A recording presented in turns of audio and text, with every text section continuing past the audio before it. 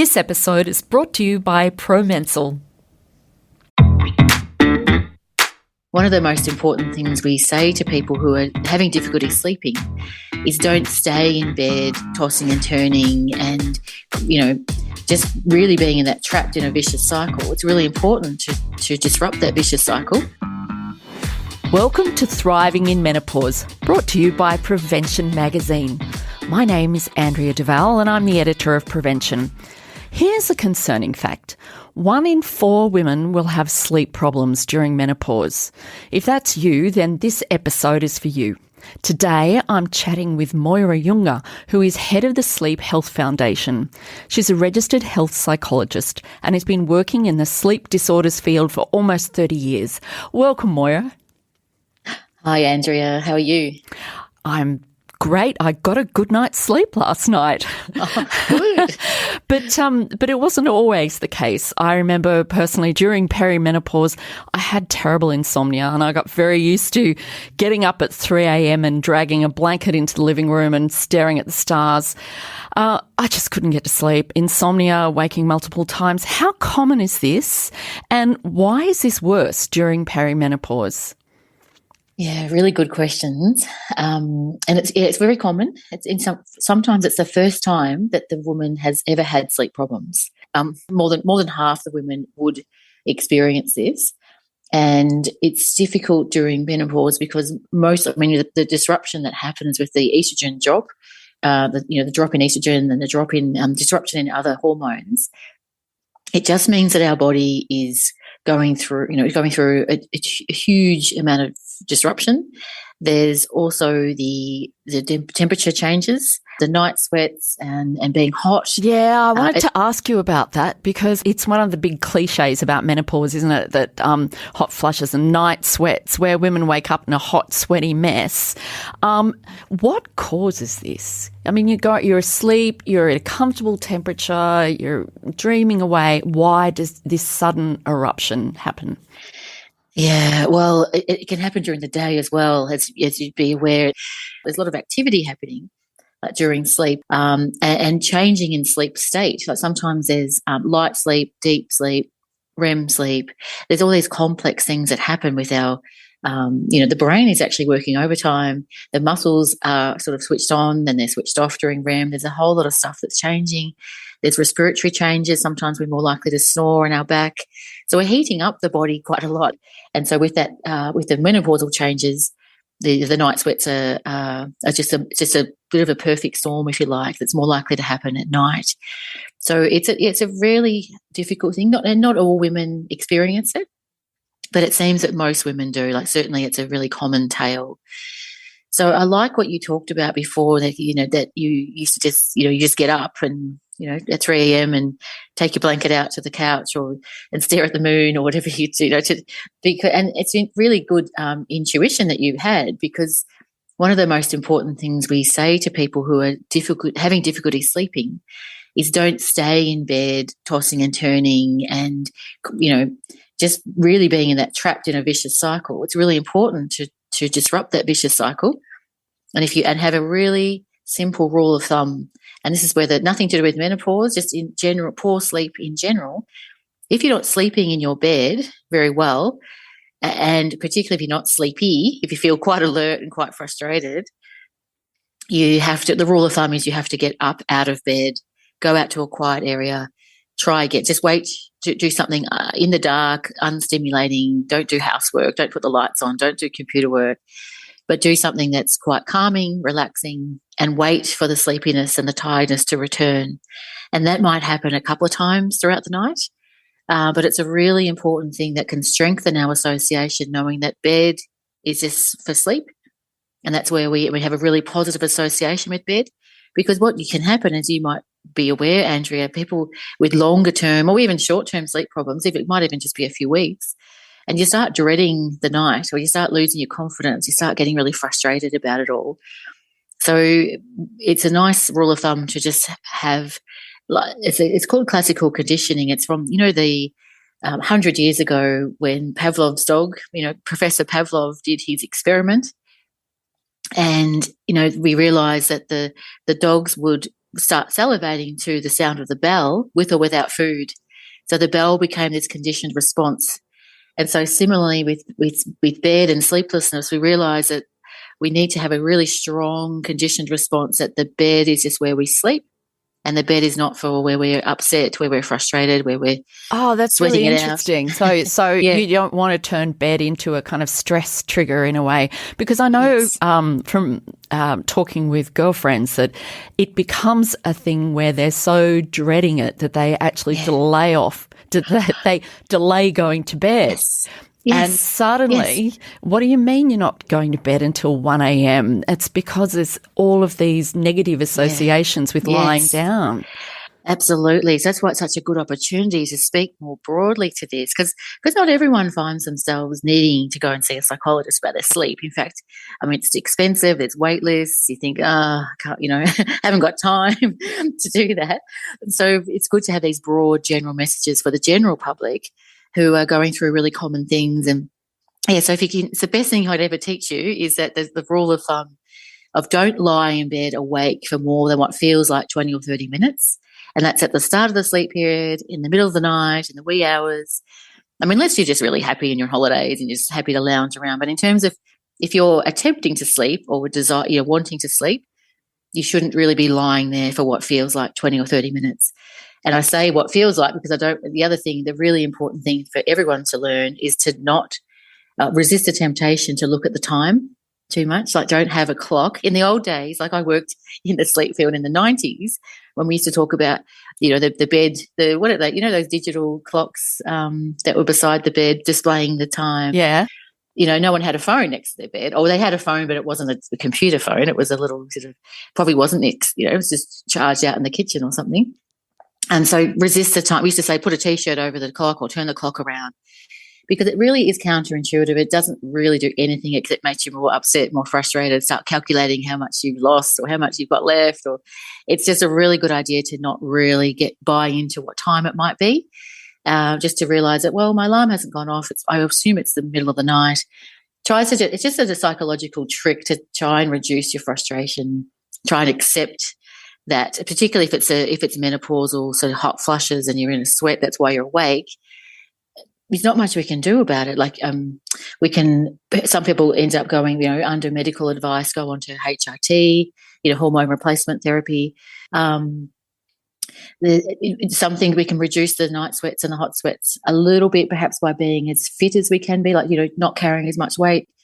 Try and make the rest of your life as healthy and as fit as possible, which is very difficult though, because the less you sleep, the less energy you have for your that's so interesting. Perfect person getting up early and doing your walk, all the things you think you should do, yeah, you're too tired to do. Because what we're saying is that a bad night's sleep has so many knock-on effects, doesn't it?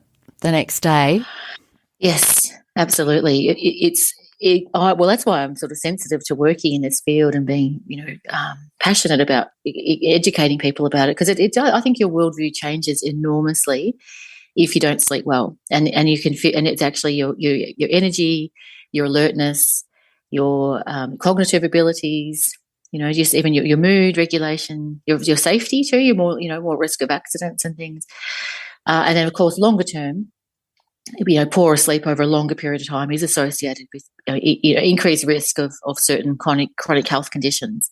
Mental health being one of them, and more risk of obesity, cardiovascular disease, type 2 diabetes, etc. I don't want to doom it. You don't need the list of doom and gloom. Oh, it's tricky, isn't it? Because you don't, you're already feeling pretty lousy about yourself and about life. So it's important that we get, some support around this, I think, if we are really struggling, because let's face it, we know that depression and anxiety can be worse during menopause. And I guess this can also have an effect on sleep. Yeah, absolutely. In fact, sometimes it is the lack of sleep that might actually be the thing triggering the anxiety and the depression. We used to always think, many decades ago, anyone that didn't sleep, it's only because they're depressed and anxious. And then people would just think the antidepressants or anti-anxiety medication would be the thing. But we now know treating the sleep, getting sleep a little bit better, even just 10, 15, 20% better could actually have a really a very big improvement in anxiety. So I think so it's really important to people who are having sleep problems just to first of all, don't be too despairing, have hope that you can get a little bit better. And that it will be temporary. Like we don't want the acute problems, like say that are happening around menopause or happening around something else, like going through a divorce or having exams or having just or the COVID crisis, like having just a dreadful sort of period. We don't want that to become years and years and years on end then. Like we want people to be able to know how to settle back. And sometimes the thing that makes it go years and years and years on end, even when the menopausal symptoms have sort of settled, and there's sometimes the anxiety about not sleeping or trying too hard, or as you said, we're avoiding sleep. Sometimes it's just you get into these really bad habits of thinking, oh, I'm so, I don't like my sleep anymore, and so I'll just sit up all night and only get 4 or 5 hours. And no one can survive very well on 4 or 5 hours sleep. Like the minimum really would be 6. Some people can do well. We say 7 to 9 hours for most adults. And it doesn't change over the lifespan that much. Like you would think once we're adults, it's actually quite stable, the sleep need. It doesn't really change that much. And even in older age, like say well above 70s and 80s and 90s, the sleep need is still around 7 or 8 hours, believe it or not. But it just means it's hard. It's just actually harder for people to get it, because by the time we're older, there's unfortunately more aches and pains, more chronic health conditions. Oh, okay. It's harder to get the sleep. So, but the sleep need, it's quite stable across our adult years. So back to the sort of anxiety and depression, I think knowing that improving your sleep, if you are out in the light as much as possible in your waking hours, presuming you're not a shift worker and you do have access to light during the day, even if you're inside working, try and go out as much as you can outside. Try and be in the window as much as you can through your day. And really promote, because when you're in the daylight, it actually just makes you feel better. It's mood enhancing, but it suppresses all your melatonin and gives you really good light, dark cues that when it gets dark at night, I want you to really plunge yourself into dark conditions, like turn all the lights off, just have lamps on, start giving your brain a chance to realize that it's dark, because when it's dark outside, our melatonin is secreted. It gets the messages via the eyes, via the optic nerve, to the brain, and we start to secrete and produce melatonin, which helps us be sleepy, helps us maintain sleep. But the other thing that happens with melatonin, we need a core body temperature drop. We want our temperature of our body to drop to be able to maintain good melatonin levels. So keeping yourself cool, having a warm bath before bed, and then as you come out of the bath, it actually really helps with the core body temperature drop, helps with our melatonin. During the night, mostly we don't want people to get up and down having showers at night, changing sheets all night. Just have towels, try to not disturb your sleep too much. So like if you are in a sweat, like just have some towels you can just put down rather than having to get up and wake yourself up too much and change up the whole entire bedding. Should you therefore start to have a bit of a before bed regimen that you create that starts to tell your brain, calming down now? Yes, absolutely. Yeah. And I'd love people to start thinking, because people do that really well with their children, the baby routines, and then we forget as adults, and especially as older adults, we forget the importance of routine. So, and the brain does need that signal. We need to signal to ourselves it's time for bed.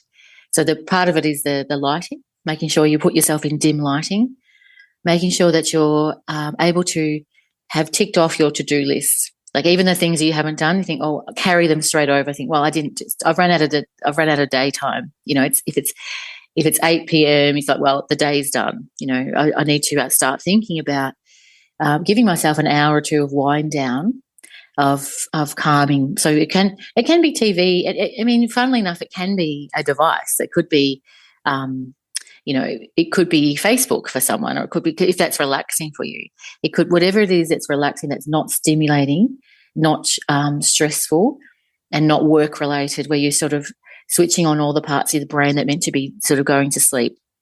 So for me, and we know, and evidence is really clear that, reading and listening to music, and watching TV. They're very passive sort of things. You're not having to create a whole too much, not creating sentences. Whereas because when you're online doing a whole lot of, say, gaming or emailing people or responding too much, it's quite cognitively challenging doing those sorts of things. You want something that's quite passive. So whatever the activities can be, you don't want your adrenaline turned on. That's exactly, and we know because our adrenaline and our cortisol, I think they're meant to be going sort of having a rest during sleep. But we do see with people with insomnia and maybe people who are sort of having some difficulty with their sleep, we see a real the blood test or saliva samples can show us that they have a bit of a spike at about 9 p.m. Just a thought, and nothing stressful. That's just the thought of the nighttime coming. Oh. And they sort of get quite stressed about sleep. So it's really important I always say it's a bit like relationship counselling. If you're having, fall back in love with sleep, trust sleep again, have a good relationship with sleep. We'll be right back after this. Perimenopause can actually start in your 40s. Declining estrogen production during perimenopause brings on changes to menstrual cycles and often the onset of hot flushes, night sweats, mood swings and sexual problems. Promensal Peri is specifically designed for perimenopausal women and can help relieve these common menopausal symptoms. Promensal Peri is available at leading pharmacies across Australia and offers a cost-effective treatment at under $1 a day. When things start to change, try Promensal Peri. Always read the label and follow the directions for use. Okay, we're back. Yeah, one of the phrases that I hear a lot in research is good sleep hygiene. Yes, let's talk about that because the word sleep hygiene, it's nothing to do with, cleanliness or it's a group, it's a collective list of, behaviours really that are conducive to sleeping well on a regular basis. So the sleep hygiene list often has things to do with caffeine and alcohol and lighting and the temperature of the room and the bedroom environment and a whole lot of stuff. If you Googled it, you probably get 4 million different types of lists of sleep hygiene. None of them really address sleep-specific anxiety or menopause, actually, not necessarily. They're very broad general lists. And so sometimes what can happen, and I talked about this, routines and rituals before, if you've got a sleep problem, sometimes you're at risk, and people listening will know this, you can get a real risk of becoming too rigid and too precious about it all. And when you're rigid and a bit anxious about trying to protect your sleep too much, that's when you're going to fall into a bit of trouble as well. So it's a bit of a delicate balance of, yes, having an understanding of I think it's just a good idea. The general principle would be make sure your conditions are well. Like you put your conditions as put yourself in a situation where it's more conducive to sleeping well. Like, you don't want to be with the lights on. You don't want to have your laptop or in your bed and you kind of had like 3 coffees just from 6 p.m. onwards. Like, reasonable things around what the conditions will be. But one of the most important ones is this positive relationship with sleep. That you look, I might have an episode tonight I might have a night sweat, I might have a bit of a racing mind, but that's not going to ruin my whole sleep. I'm going to accept that when it happens. I'll follow my rule of thumb. If I'm in a drench, I'll at least change my pajamas or something and put some nice towels down and make sure I'm comfortable. But I'm going to roll back over and go back to sleep. And I'm not going to think too much about what time it is. I'm not going to fret about it. I'm going to know that this will pass. It won't be every night. Trying to not get into a panic about it, which is easier said than done because it is very debilitating as we talked about, when you wake up the next day, you know that you're going to feel you're at risk of not feeling as great. But we've got to remember when we were younger, sometimes it's not the night before. Like the night after, you can think, well, I actually didn't have much sleep, but I feel reasonably good. And it's other nights you can think, well, I don't understand why I don't feel so good. Sometimes it's not just the amount of sleep. Sometimes it can be other things, like just the amount of stress you're carrying. It can be just your general health, whether you're coming down with a cold or not. It can be how much social support you're getting, how stressed you are with your job. Okay. A couple of things I think you've touched on that we should probably unpack a bit more, and that is caffeine and alcohol. Yes. Yeah, so caffeine, people, both caffeine and alcohol are things that people who are having sleep problems have already identified. In fact, our Sleep Health Foundation website, I'm surprised that even it's up to 4 cups of tea a day and, 1 to 2 coffees a day are quite totally satisfactory. In fact, probably recommend it if people like that. I personally don't really like caffeine. I'm a bit sensitive to it. But I know people who really love that ritual of a morning coffee or an even afternoon coffee. So caffeine is out of our systems generally 3 to 7 hours after our last drink. So, 7 hours or so. So we're making sure mid-afternoon onwards, it'd be probably unwise to have too much caffeine. And in terms of alcohol, generally no alcohol is better than whole lot of alcohol, but moderate amounts of alcohol really, at 3 to 4 hours before sleep onset really doesn't seem to have much of an impact. You definitely need to people should have alcohol-free nights during the week as much as possible, and any alcohol they do have should be in the recommended 1 to 2 glasses maximum, and 3 to 4 hours before dinner. 4 hours before sleep. 3 to 4 hours, so the body has time to process it, so that you don't have that sort of alcohol sleep, which is awful. Yeah, and people, it's a really common thing. And people shouldn't feel too ashamed. Anyone who thinks, oh gosh, I drink a lot. Many people drink quite a bit of alcohol actually as a coping mechanism, and it actually helps them to sleep. It does help you to get off to sleep, but the sleep quality is really bad.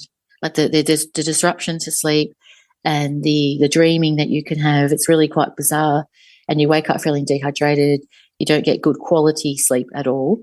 So anyone who's thinking, look, alcohol is a bit of a crutch for sleep, and particularly during menopausal time, don't be ashamed. Don't be, it's very common, but I really implore you to chat to someone about healthier ways of coping, because longer term, it's going to be worse for you than not getting any sleep. Like you're better off, just having a shocking night's sleep and no alcohol on board, right? Because the alcohol, for sleep is just a really poor technique. Like it's unfortunately, it'll just backfire and in fact have really harmful impacts on your long-term health. I suppose too, we need to talk about after dinner snacking. Absolutely, it's a really and again, it's a common one. Because people might have that craving for, particularly when they're really tired. So a rule of thumb would be to really have not much in your digestive system for when you're sleeping. That'll actually, you're much likely to have better sleep. So from after dinner time, you would have maybe a snack would be perhaps half a bit of toast, something like that, if you needed to have something to get you through the night.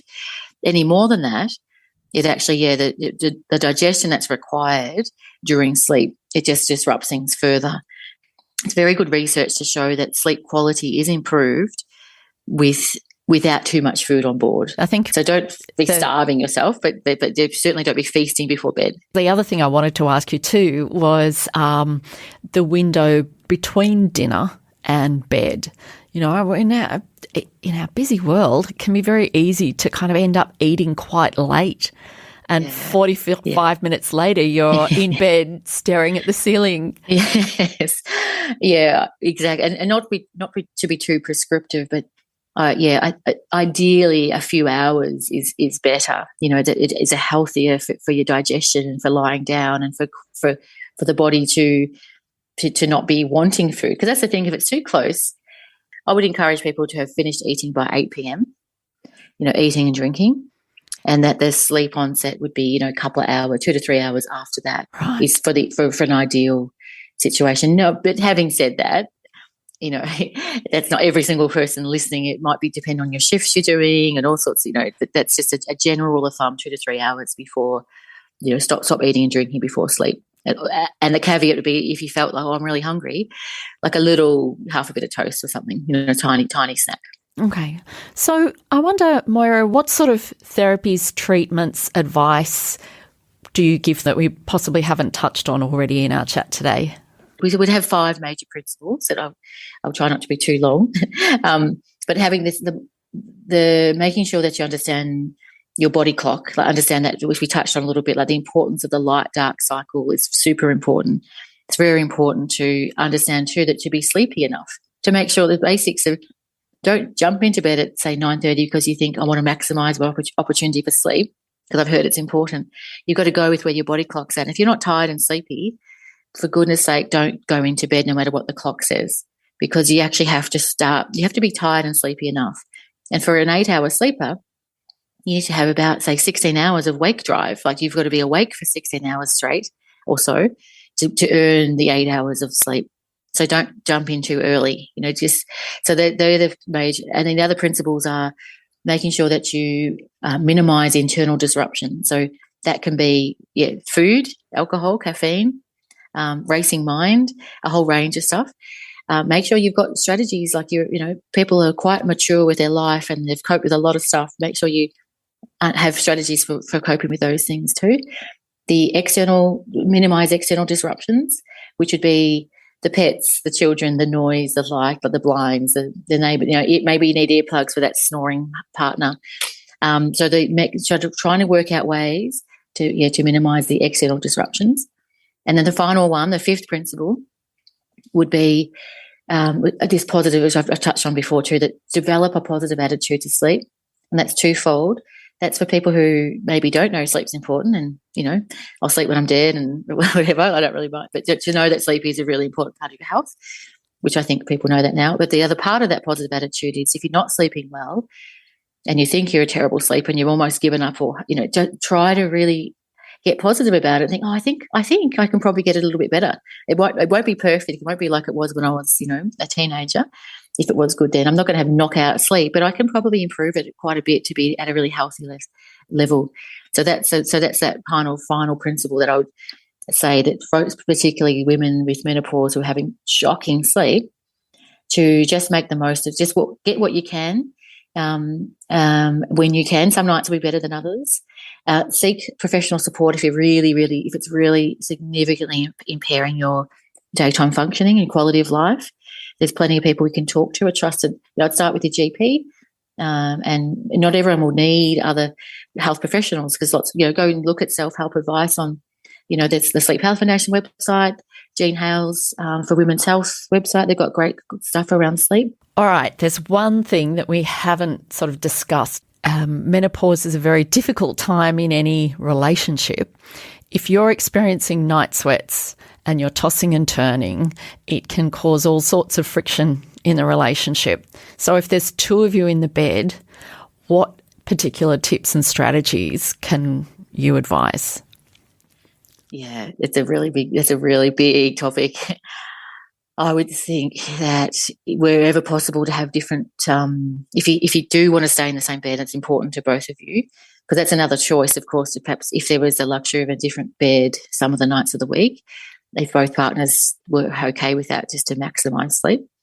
But in the same bed, at least if you have different sheeting, like maybe the bottom sheet is the same, but like the top bits are different. Like, you actually, sometimes the mattresses even could be split. Minimizing turning the lights on when you have to, if you're sort of making changes because of the sweatiness and the mopping up. I guess it can be different. It can be really drenched for some. Some women it's just completely awful. But I think it's part of really good communication too with the partner. Just to, if the partner is disturbed, to just talk through that. It's difficult for both of you. It's no walk in the park for the person who's experiencing the sweating as much as the person who's experiencing the being disturbed by it. So understanding that it's natural and normal, but we're working towards being as healthy as possible. We'll minimise it, definitely in terms of that, less like a really healthy diet and being as fit as you can physically. And a positive attitude too, like if you're having low mood and struggling with anxiety, getting those things sorted, that will really reduce the heat, if you like, kind of take the heat out of things at night as well, like literally and metaphorically. Great. Well, thank you so much for your advice, Moira. That's all we have time for today. Thanks, listeners, for joining us. If you've enjoyed this episode, why not rate and leave a review? And don't forget to pick up a copy of Prevention Magazine, where you'll find more great information about living your best life at midlife. I'm Andrea Duval, and I'll see you next time.